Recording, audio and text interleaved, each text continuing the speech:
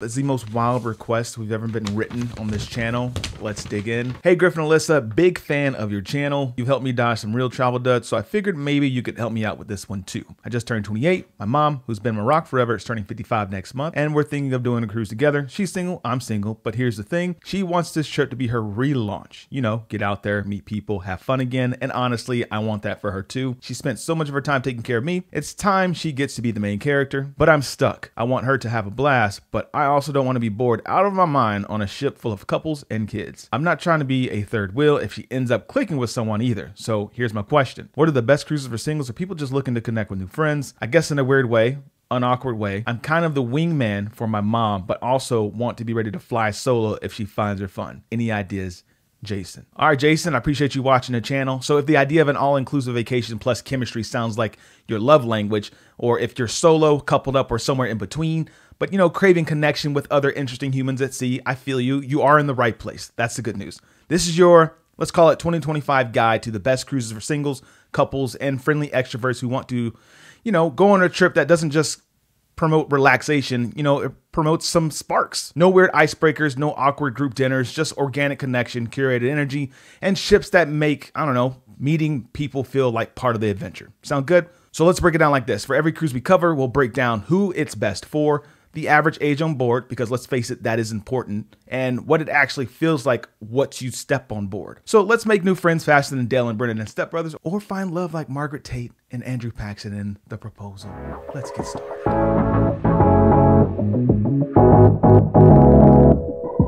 Yo, what's up? My name is Griff, founder of Ahoy365.com. And if you're new here, welcome to the show. And if you've been here, welcome back, Paradise Crew. Let's see if we can help these two out. So let's answer this question first. What makes a cruise connection friendly? Here's the rules that we broke down. Before we dive in, what are we looking for? Solo travelers and couples who want to be social without feeling forced to be doing social stuff. That makes sense.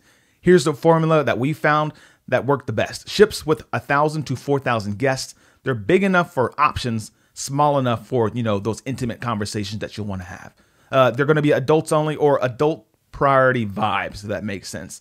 Open seating, wine pairing dinners, and no cliques, if that makes sense. So hosted mixers without a camp counselor energy, and amazing destination with built-in shared experiences. And this list isn't about pickup lines or speed dating. It's more about the shared chemistry over shared sunsets. We're going to try to find the vibe for you, if that makes sense. So number one, right out of the gate, I'm just going to throw this out there. You know what's coming. It's Virgin Voyages. It's flirty, fresh, a bit fearless, if you ask me. So who is this great for? It's great for solo travelers, the stylish and the spicy, and anyone technically that's allergic to kids, if you know what I'm saying.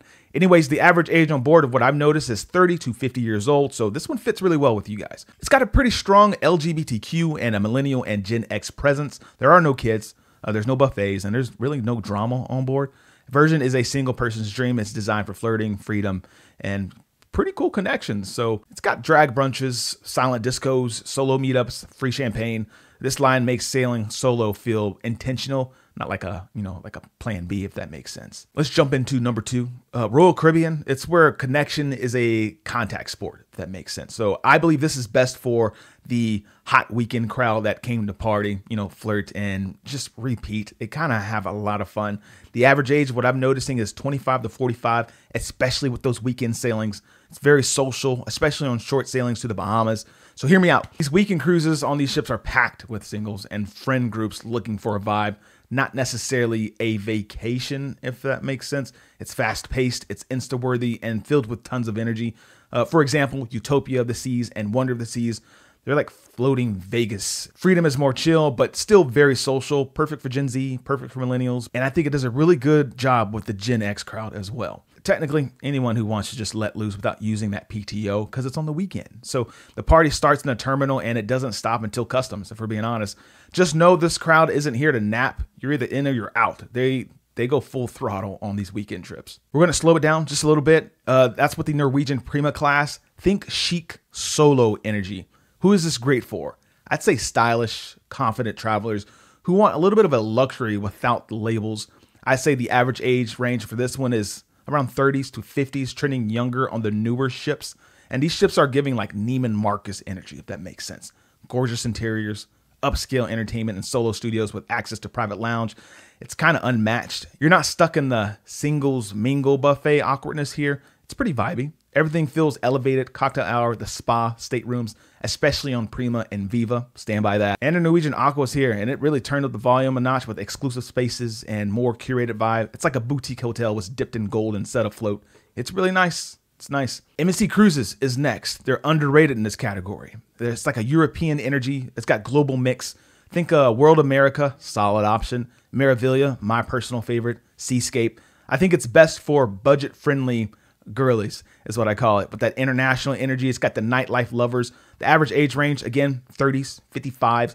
Very mixed crowd. Younger on the U.S. sailings, especially out of Miami. So that's something to consider. MSC is the wild card on this list if we're looking at it. And if we love a little chaos in the mix, it's affordable, it's flashy, it's got the European flair that everyone loves, and you'll hear at least 3 languages at dinner. It's very international ship. So if you're single, social, and you're down for late night DJ sets, themed parties on the Lido deck, this is your ship, especially Ocean Key. They have a really fun party at night where they stay overnight and they light up the lighthouse and they dance on the beach. It's super fun. But again, can't say enough good things about World America, Meraviglia. Think MSC has like Ibiza light at sea. Not exactly the full experience that you'd probably see, but it's got potential. Let's jump into number 5. That's Celebrity Edge class. It's got spa days and like really subtle sparks. The average age on board, you're looking at 40s, 60s, stuff like that. The vibe is sophisticated.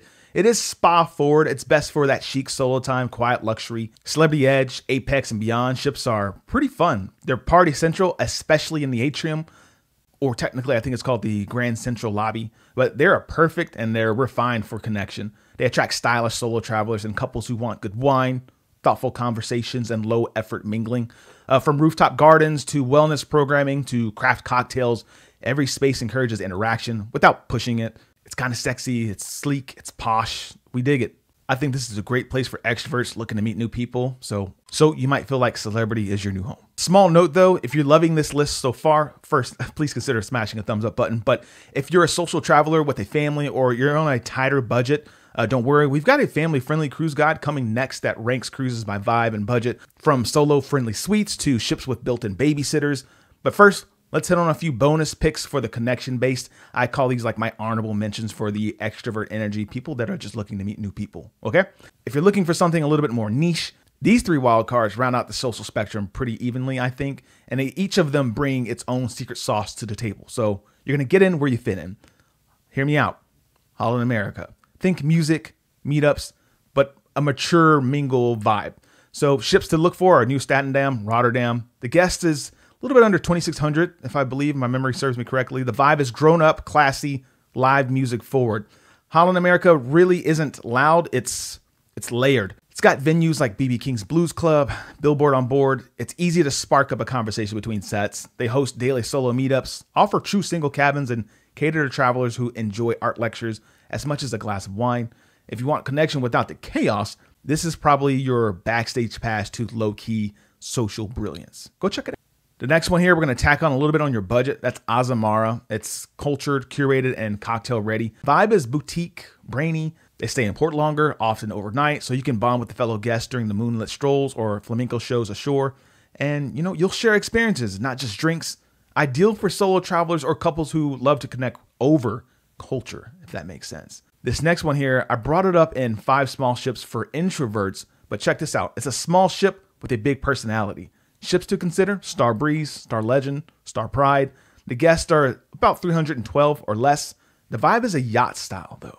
It's barefoot luxury, and it's effortlessly pretty cool. Bond over local wine pairings, dive excursions, or just clink some wine glasses under sail at sunset. Listen, strangers don't really stay strangers on Windstar, not with that kind of ocean breeze and oceanfront views. So these are the travelers who say connection, and they really mean it. You're going out to kind of meet some new people and make some lifelong friends to go adventures with. Now, before you leave, I wanted to drop a couple of tips for you guys, and that's how to cruise like a social pro. Let's dive into that. If you want to meet new people without it being weird, try this.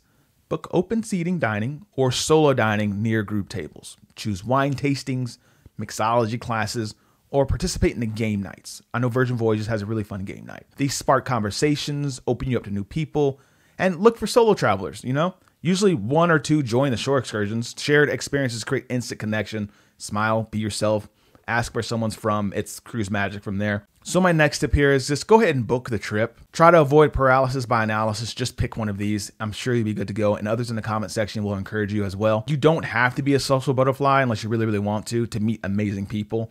You just need like the right ship, the right moment, and maybe the right seat at the bar. And whether you're looking for love, a crew, or just good company under the Caribbean sunset, these ships on this list, they do deliver. So drop a comment. Are you sailing solo, cruising as a couple? Have you met someone special at sea? I know many cruisers in this space, they'll meet friends at sea, and then it is an annual thing for them. That is a total thing, I promise you. And don't miss our next video. It's the best cruises and families for mixed budgets. But as always, if you dig the vibes, please subscribe. And if you care, please share. And we'll see you in the next one. Peace.